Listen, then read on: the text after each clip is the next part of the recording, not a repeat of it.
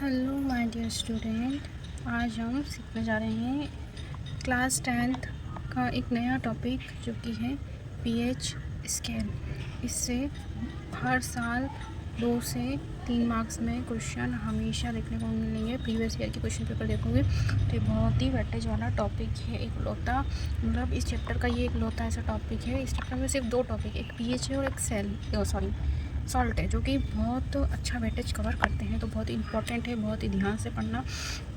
यहाँ पर पी का मतलब होता है पावर। अगर जर्मन में बात करें तो इसका मतलब होता है पोटेंश, काई में जर्मन में बात करें। एक और इम्पॉर्टेंट थिंग कि हमेशा याद रखना कि पी हमेशा स्मॉल बनता है और एच हमेशा कैपिटल बनता है। बहुत सी बार एमसीक्यू में ये हो जाता है और बच्चों को ध्यान ही नहीं रहता है। तो आगे अब पीएच स्केल क्यों यूज़ करते हैं? क्योंकि क्यों यूज़ करते हैं? Measuring concentration of hydrogen ion. काई में हाइड्रोजन के आयन का अपन कंसंट्रेशन देखते हैं। तो किसी भी सॉल्यूशन में अपन देखते हैं कि हाइड्रोजन का आयन कैसा है, कंसंट्रेशन कैसा है, हाई है, लो है। उस बेसिस पे अपन बताते हैं पीएच। ये सब अपन को कौन बताता है? पीएच स्केल बताता है। अब पीएच स्केल की बात करें तो पीएच स्केल में क्या होते हैं? नंबरिंग होते हैं। कहाँ से कहाँ तक?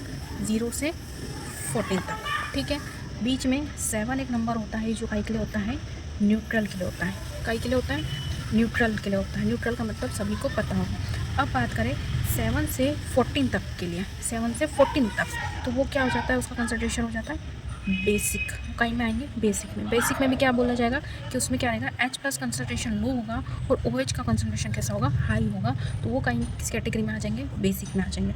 वहीं बात करें एसिड की, तो एसिड का क्या रहता है? 7 से बिलो 7 जो भी रहते हैं सब्सटेंस का कंसंट्रेशन, वो क्या होता है? एसिडिक कहलाता है। उनमें क्या रहता है? H प्लस का कंसंट्रेशन कैसा होता है? हाई होता है। इसलिए वो क्या कहलाते हैं?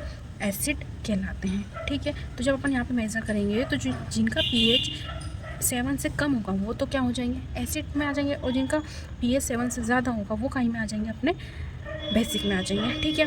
कहा एक और चीज़, जिसका पीएच 0, 1 ये होता है, ये क्या कराते हैं? वेरी एसिडिक कहलाते हैं। इनका कंसंट्रेशन क्या होता है? स्ट्रॉन्ग एसिड कहलाते हैं। और जिनका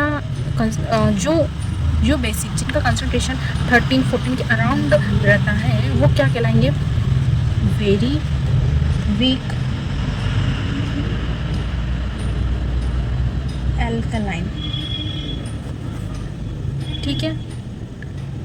सॉरी, वीक नहीं है, सॉरी, स्ट्रॉन्ग एल्कलाइन कहलाएगा। वीक नहीं है, यहाँ पे गलती से मैंने किया। तो मतलब कहना क्या चाह रही हूँ मैं कि जैसे जैसे आप 7 से ऊपर जाते जाते हैं वैसे क्या होता है? बेसिक की प्रॉपर्टी इंक्रीज़ होती जाती है। इधर जाने में 0 तक आते आते एसिडिक की प्रॉपर्टी इंक्रीज़ होती जाती है। ठीक है। तो अब मैंने एक लाइन लिखी है, higher the hydronium concentration lower the pH value. क्या मतलब है कि जैसे जैसे इनकी वैल्यू कम होती जाएगी वैसे वैसे H प्लस का कंसंट्रेशन क्या होता जाएगा?